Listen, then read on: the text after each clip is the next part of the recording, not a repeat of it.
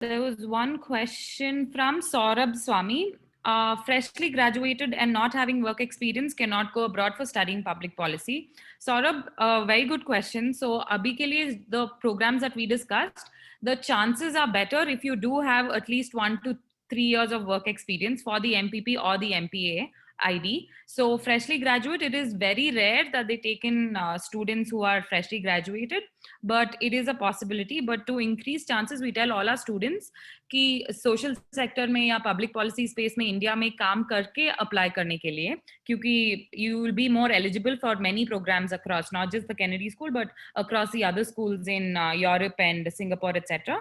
They do look for work experience because एक letters of recommendation भी, एक professional letters of recommendation भी चाहिए, क्योंकि so you can get that only after you work on a project in the field or otherwise. So it's easier to get a professional LOR after you finish some years of work experience.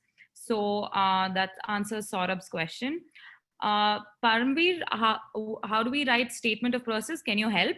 Definitely, equity in policy education. We are here to mentor Dalit and Adivasi students for this purpose.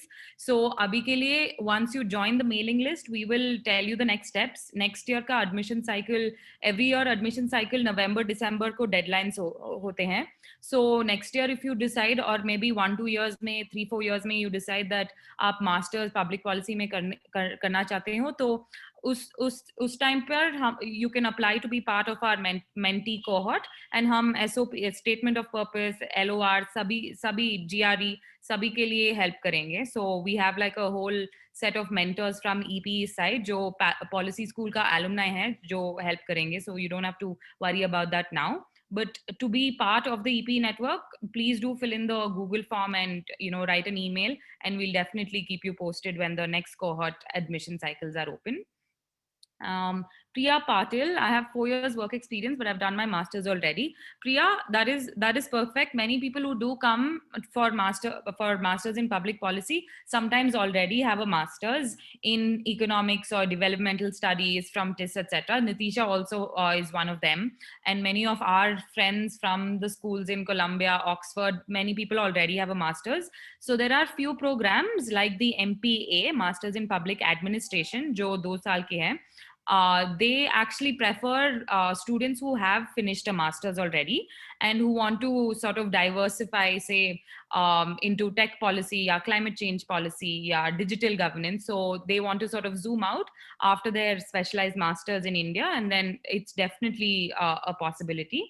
Then you have 4 years as work experience is perfect. So Priya, I would say that if you are interested in the field of public service and policy, you can start looking at these schools, start doing research, so that you can speak to us in the next like couple of months and a year, and then you can take a call. How should we get in? We have to pursue masters first. Saurabh, no, you don't have to pursue masters before you do a masters abroad. मैंने जो like the course that I'm taking, masters in public policy, this is my first masters. मैंने India में like only undergrad किया, so in business management and finance. So it's a very different field, and MPP is a little more general compared to the MPA ID.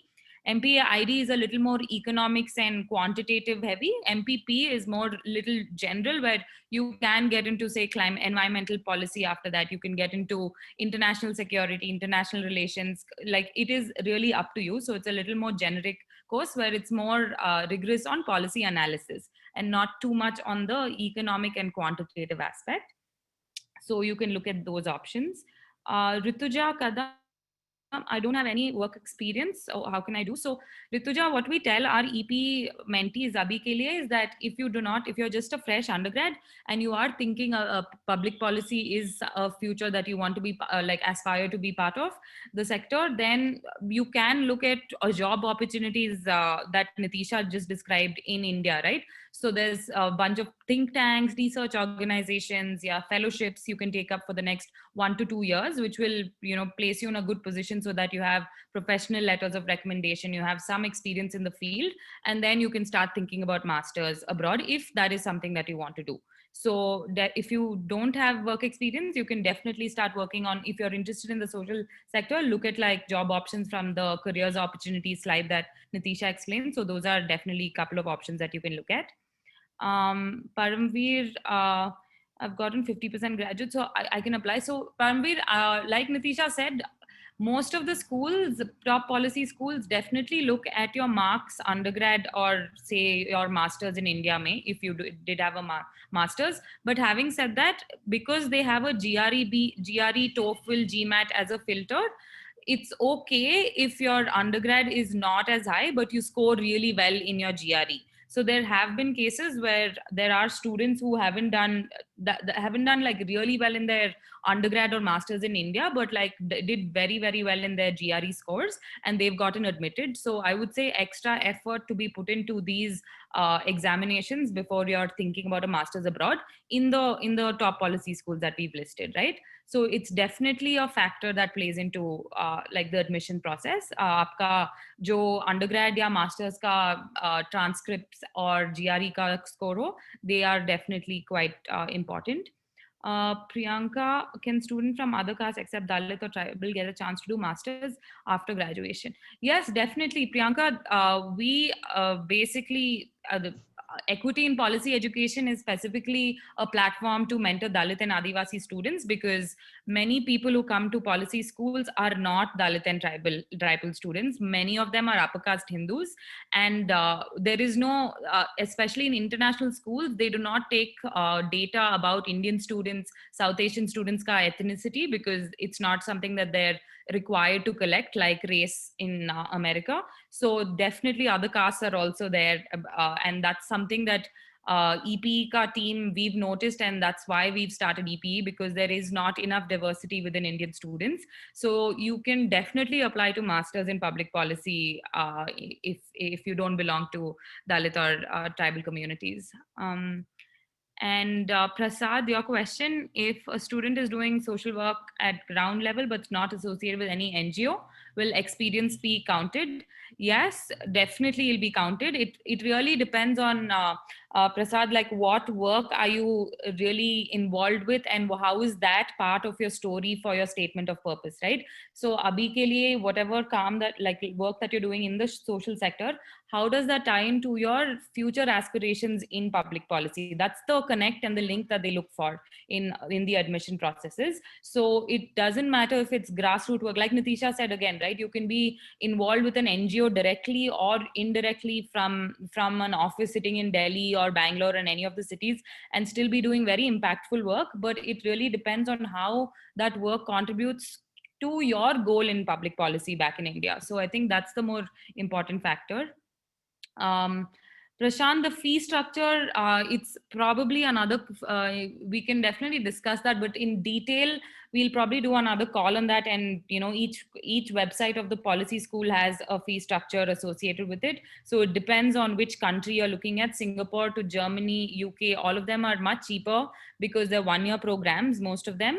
Oxford or LSE are 1-year programs in public policy. US mein to it's most of it are like 2-year programs. So it's definitely a little higher, close to $50,000 a year tuition in the US, which is why scholarships are a huge part of the admissions process there. And external scholarships is something that we definitely tell each of our students. Rituja Kadam, I've completed MA in political science. So yes, definitely that ties into public policy, the sector quite directly. So an MA in political science will definitely be a value add, Rituja. So again, like I said previously, whatever your career path, whatever your previous work experience is, people from policy schools, we've seen even in Nitisha's batch and my batch, we've seen people come from engineering backgrounds to social sciences, humanities, liberal arts to commerce.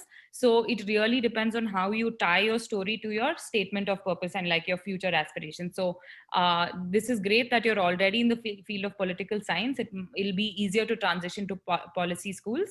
So you can definitely consider reading more about it.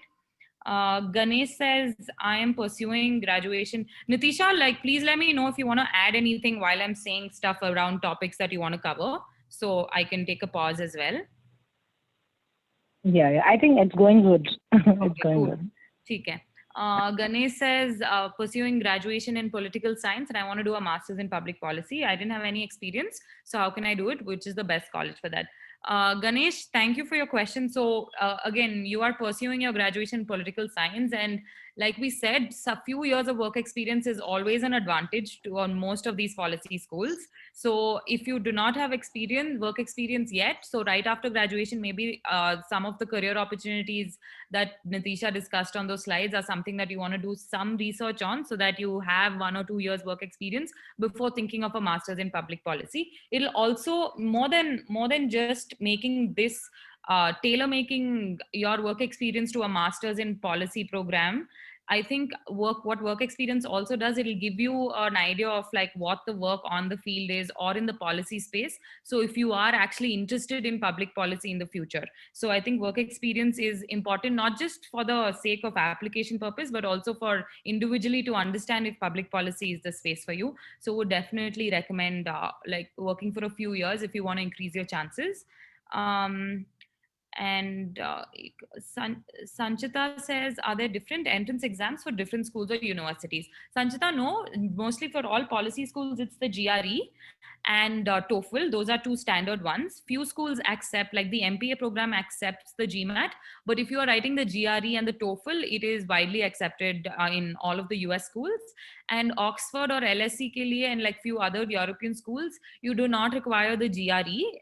If you do have the GRE score, they say you can upload it. But TOEFL is a must for Oxford and LSE as well. So you don't have to do multiple entrance exams for all these schools that we listed. GRE and TOEFL are the most standard ones.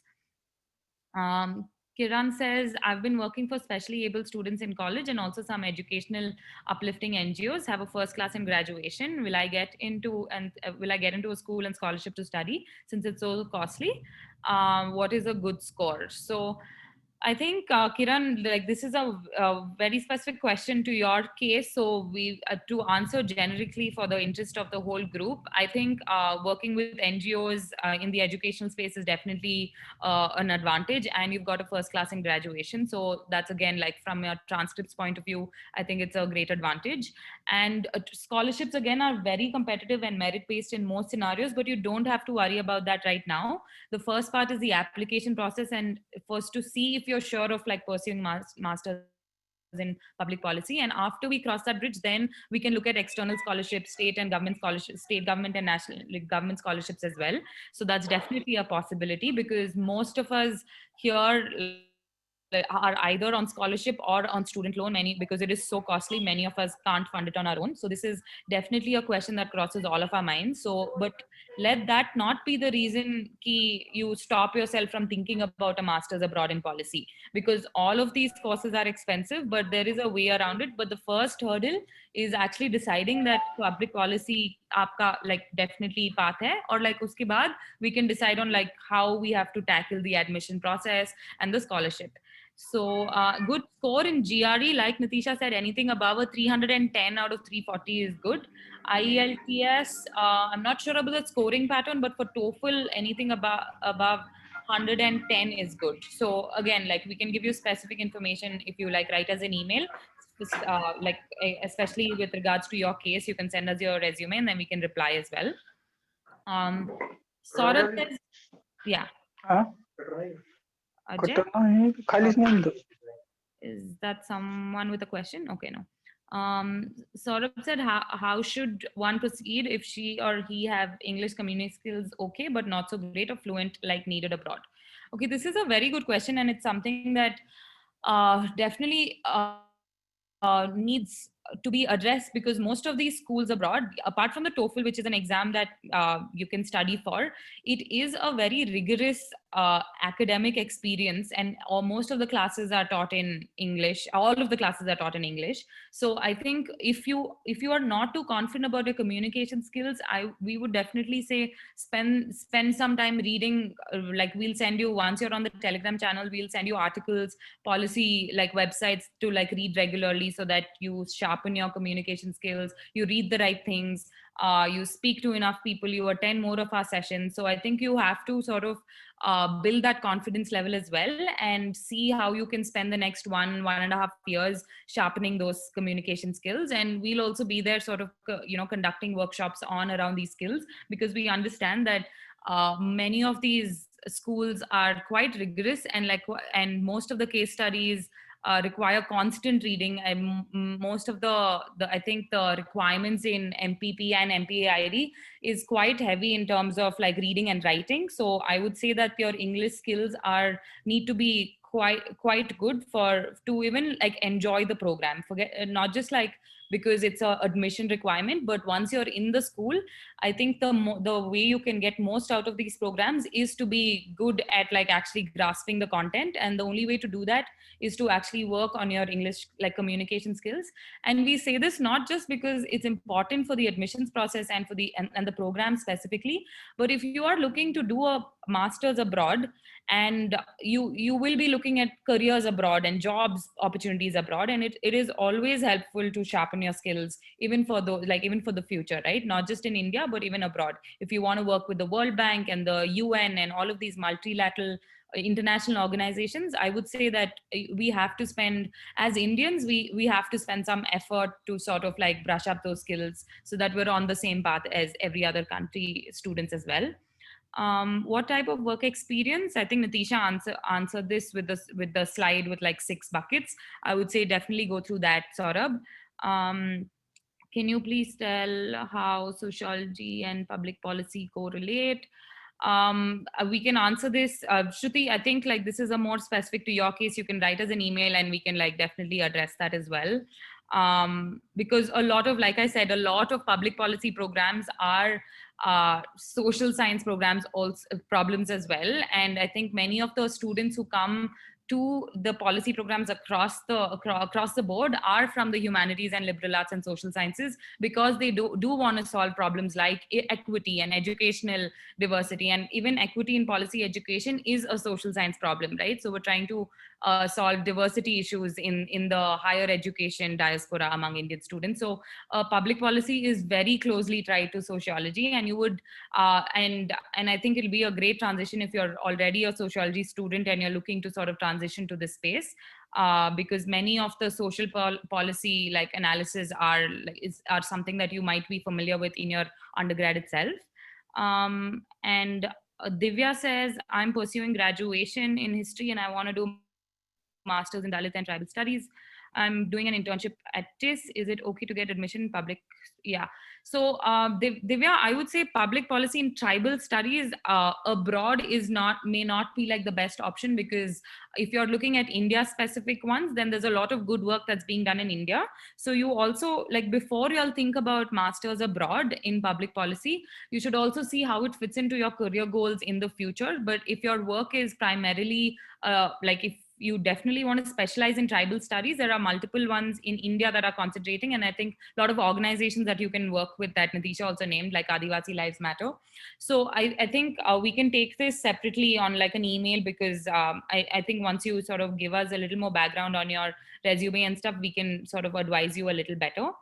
um, completed BSc in chemistry. So how can I do it? So Hanuman, so even BSc in chemistry, we have a lot of science students who sort of want to transition or shift to public policy. So as long as you are sure that you want to be part of the public sector, and somehow your science education is going to definitely be an advantage in actually helping you with the coursework, even if it's an MPAID in a quant heavy course. So lots of like engineering science students actually are our alumni, and that shouldn't be a problem at all, as long as, again, I can't we have to like reiterate this, as long as your statement of purpose and your story for a policy school ties into how is your science degree, like why do you want to transition to public policy, like what changed in your life that you wanted to move from engineering to public policy. So if that is clear, if your goal and vision is clear to the admissions committee, then you're fine. It doesn't matter which background you come from. I came from a business management and finance background, and I moved to public policy very recently. So as long as you can speak about that transition and your conviction in your story, I think it's definitely possible. Can you brief about NGOs working in public policy in India? So we will send you the slides on that, Pranit. So then you can sort of like you do some research on the few that we mentioned, like Dasra and Satwa and the Bill and Melinda Gates Foundation, the larger ones as well. So I think that might cover your questions. Mm, what should I name of institution? Prasad, in the Google form, in the name of institution, if you're not part of any like education institute, you can just write which which one your undergrad institution was, and that'll be fine. So educational institution is fine. And Akshay says, I'm preparing for civil services with no experience in social sector. How can I manage both now? How can I gain experience? Okay, so Akshay, many people, many like students right now, a few of them are UPSC aspirants, and they are currently only concentrating on that. And I would also say that, and I think Nitisha, you can also sort of chime in here, because if you are pursuing your UPSC, I think that is a full-time job, right? So I don't think you should prepare for both a master's in public policy like application process and the civil services. So if you are definitely like sure about the civils, like the UPSC exam, please concentrate on that. And you don't need any work experience in the social sector for that, right? So if something changes in the next few years, if you decide differently about the civil services and you want to sort of pursue your masters abroad in public policy, then we can like see how to take it forward from there. Nitisha, do you want to add anything to that? Can you hear me? Can you hear me now? I've been Yeah, muted probably. Yeah. Okay. Yes. So Yes. for I think 2-3 things I wanted to talk about. Let's first take the civil services bit. So I know of people who have gone on to pursue public administration and have come back to write the civil services, but I would highly encourage and recommend at least the aspirants to treat it very differently. I would say that if you want to crack civil services, the public policy degree may not be very useful in helping you crack the civil services. So if you want to, write UPSC, I would say prepare for 2-3 years.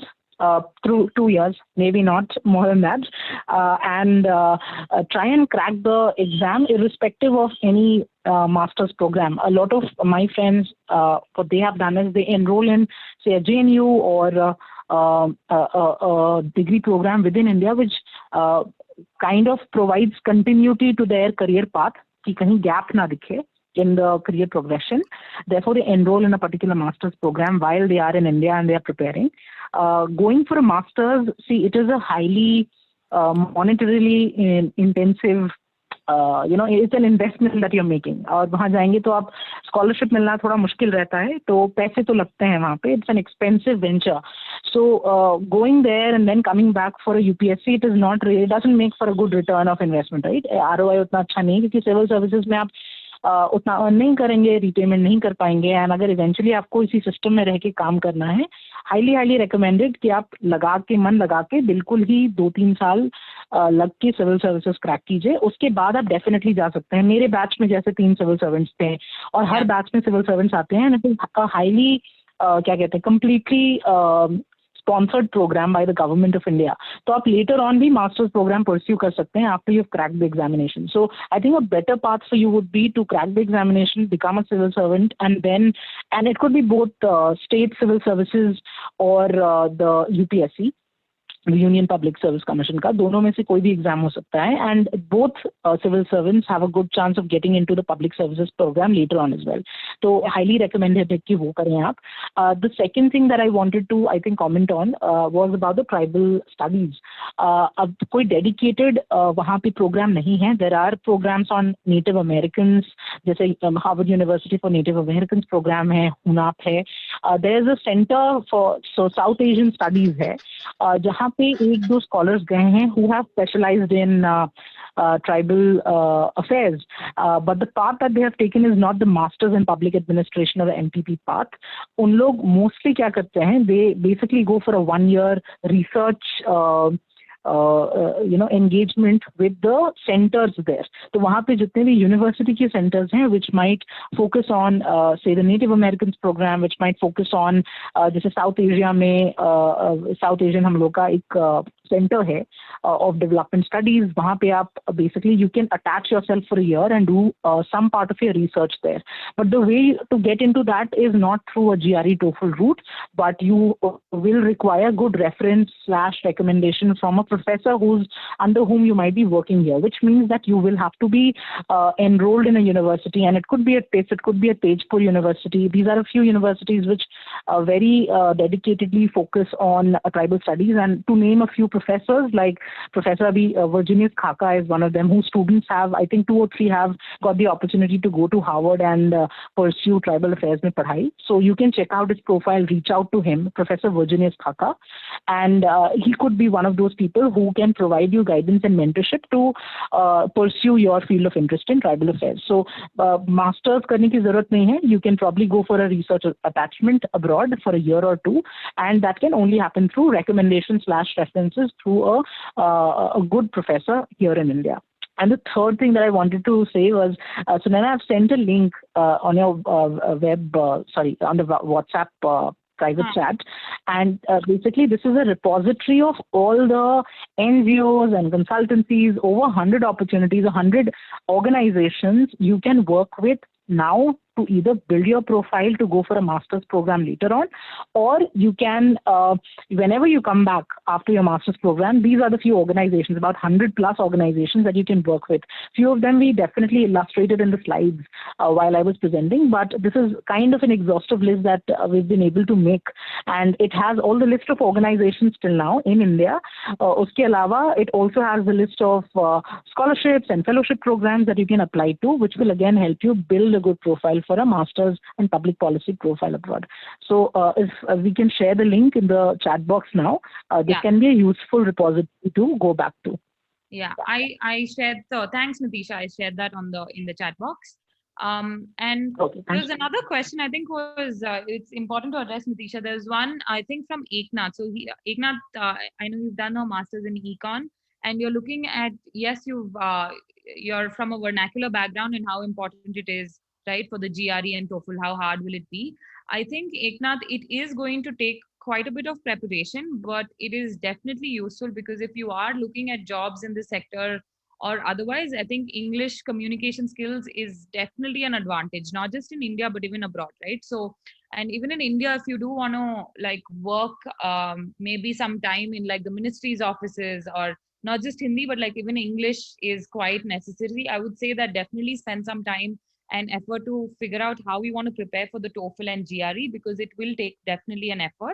And we'll also try, like once you join our community and we have like regular sessions, we'll try to address this in terms of if we can find people who are helping our students with this specific issue, right? So and one of the filters for EPE during the admission cycle is only after you finish your GRE, or like, you know, you send us some version of the essays, will we take you in for the mentorship program, because we want to know that are you prepared enough to be joining these programs and be able to enjoy those programs, right? So we don't want to we don't want to burden you all if you are not prepared to take up this kind of academic rigor. So, and one of the main like points around that is knowing like good English and writing and reading, being able to digest a lot of English content. So I would say definitely invest some time in sort of sharpening your English communication skills. I know it can be really overwhelming and challenging, but you have EPE. If there's any specific support that you need,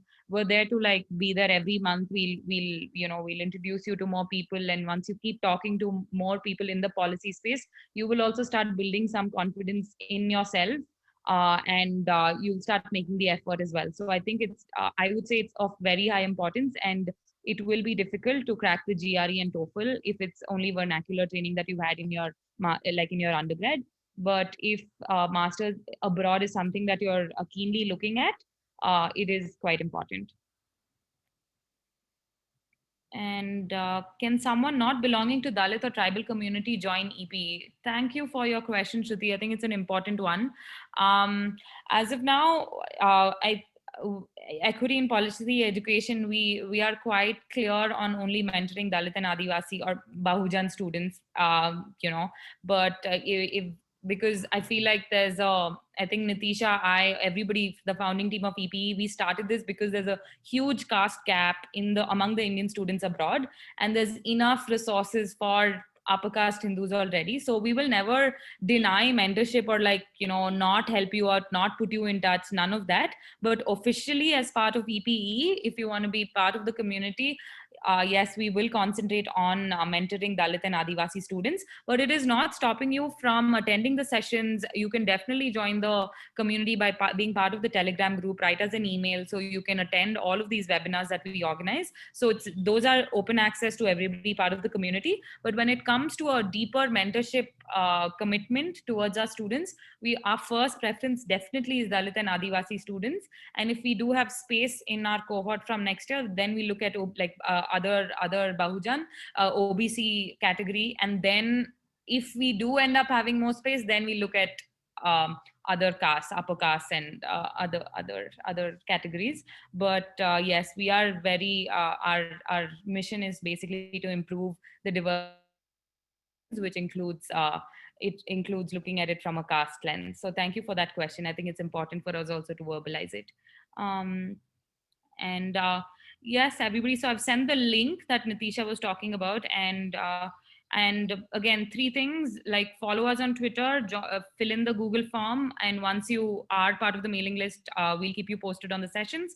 And the Telegram channel is for like quicker updates, interesting articles that we might read in the policy space. We also share tips on admission cycles from different admissions blogs from different schools across the world. So the more than email, like Telegram is a little faster to share updates. So definitely join the Telegram channel. And can OBC students join EPE? Can you mentor and guide? Yes, Sanket, thank you again. So OBCs, any student can join EPE. When I say EPE community, you all are welcome to join all of these channels. Like follow us on Twitter, Telegram, fill in the Google form. It doesn't matter which caste you are, which like what your background is, and you will have access to all of these sessions that we create. And can you mentor and guide OBC students? Yes, we will. But our priority is Dalit and Adivasi students. And if we do have space for more and more resources and more mentors on board, then we will look at OBC students also.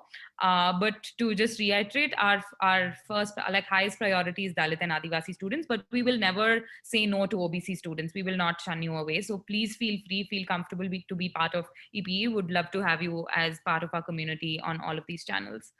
I think that's most of the questions done. And thank you so much, everybody, for joining us for like 1.5 hours on a Saturday. Thank you very much. And if there's any other question, you can please like DM us on Twitter, send us an email, kuch bhi, like whichever channel you're comfortable with, please use that, and we'll just get back to you on that. Thank you so much. Nitisha, do you want to wrap up and say something? And then we can hand it over. Hello, ma'am. Hello. Hello, Bharat. Sorry, Nitisha, one sec. Hello, ma'am. Yeah. Ma'am, I want to ask one question. Means Sure. how to count experience in week? Suppose if I work in volunteering as in organization, it's not a fixed time. Then how can count in week? So then, Bharat, that will count as volunteer experience. So that's also very useful because almost all of the students who apply for public policy programs have some sort of volunteer experience. So even if it's not a fixed time, you can talk about what your role as a volunteer has been, right? So even in your CV or in your statement of purpose, if that volunteering experience has impacted you a lot, then you can talk about the kind of work that you're doing in that NGO and like how that has changed your perspective. And even if it means you're spending only a couple of hours every week, you don't have to like write down the time commitment as a volunteer, but really what have you done as that volunteer from a roles and responsibility perspective, and how has that changed your thinking towards public sector or public service, right? So that is useful. So that won't count as work experience, it will count as volunteer experience, right? But it's definitely useful to have a lot of volunteering experience, because you can also get your letters of recommendations from the founders of the NGOs or like anybody that you've interacted with. So I think that, thank you for that question. Okay. And ma'am, I have another question. Like sometimes it's asked about career plan. Then can you suggest about that? Means how to write in career plan? Bharti, so this will really depend on like it'll probably take one-on-one session with you, or like to understand what your like studies and like your path has been until now, because the career plan will depend on your interests, what have you done until now, and like really which is the sector you're interested in, and like then we can sort of draft like what your career plan might look, even if you have 2-3 options that you're interested in, right? So I think it's a deeper question that we can't answer on today's session, but generally you have to think about your future aspirations, what your past work experience, your skill set is, right? So you can want to be multiple things, but are you actually building the specific skill set to actually get there? So that is something that you have to think about when you're like designing your career path, saying that if if you want to do quant heavy things, you want to be an economist, are you today in your life or in your experiences or in the near future, are you doing anything to sort of be aligned with that career path, right? So think about it from a skill set, interest, and experience perspective. Okay, ma'am. Okay, thank you. Thank you. Thank you, Sunaina. Yes. Yes. Hello, Sunaina ma'am. There are some students who are giving concluding words. Pranit. Yes. Hello. Yes, Sunaina ma'am and Nitisha ma'am, thanks a lot from the Eklavya family, because you are giving such informative sessions regarding public policy in education abroad, and there are lots of questions in chat box, and you all cover and fulfill their concepts. So thanks a lot, ma'am. Thank you so much, Pranit. It's really our pleasure to be associated with Eklavya and all of y'all. Y'all are the reason we continue to do the work we do. And yes, yeah. Yes, ma'am. Yes, and just to thank you so much. Thank you so much for the kind words. And we want to continually be, associated with you and help in more ways than one, and helping most of you to get into the. Hello, ma'am. Hello. Yeah. Hello, ma'am. Someone else wants to say something? Akshay, is that you? Yes, ma'am. Yes, ma'am. I asked about you. I'm civil service aspirant. Okay. I already asked you a question, but due to connection failure, I didn't listen anything. So I want to just ask about. I'm preparing for civil services since 2 years, but I can't make it till prelims. So now I'm seriously thinking about just preparing for public policy abroad. Okay. So, Nitisha, do you want to take that question? Because Akshay, could you mute? Because I'll take that question. Can you hear me now? One Yes, sec. yes, Akshay, could yes. you mute, please? Then Nitisha will talk. Yeah. Nitisha, go ahead. Yeah. Yes. So, about the question of transitioning, what happens after civil services, and if you make up your mind that you don't want to pursue preparing for it, I think there are a few ways of going about it. One is you enroll in, say, a master's program in an Indian university, which could be a TIFS or a JNU or a Ashoka University, most basically in universities where you can pursue a social sciences degree. And while you're pursuing, say, this one master's degree, and I'm assuming that this would be a first, or even if it's your second master's degree, you can pick up work of a research associate, or you can start working as a field practitioner, which means you could associate yourself to an NGO or any most of the organizations that I mentioned in the presentation would require research associates to work for them in whichever capacity. So आप या फिर master's program pursue कर सकते हैं, and you can pick any of these organizations, reach out to them, and because you would have been enrolled in an educational institute or a university, your chances of getting into these organizations would increase, and that's one way of going about it, is directly reaching out to these universities and maybe starting off. कई बार ऐसा होता है क्योंकि gap रहा है आपका अभी career progression में, आपको आपके क्या कहते हैं वर्क एक्सपीरियंस के हिसाब से शायद रोल ना मिले, तो हो सकता है आपको कुछ पे कट लेना हो, कहीं वॉलंटियरिंग करना हो, वो शुरुआत के 1-2 साल आपको लगेगा ऐसा, लेकिन over the years if you work well in this field you will get your due in due time. तो इसलिए मुझे लगता है या फिर आपको मास्टर्स परस्यू करना चाहिए किसी भी यूनिवर्सिटी में इन सोशल साइंसेज फील्ड और लॉ और इकोनॉमिक्स, और you could reach out to, एक बार आप देख लीजिए साथ शेयर की है, of the various organisations you can work in either as a volunteer or part-time or a full-time employee.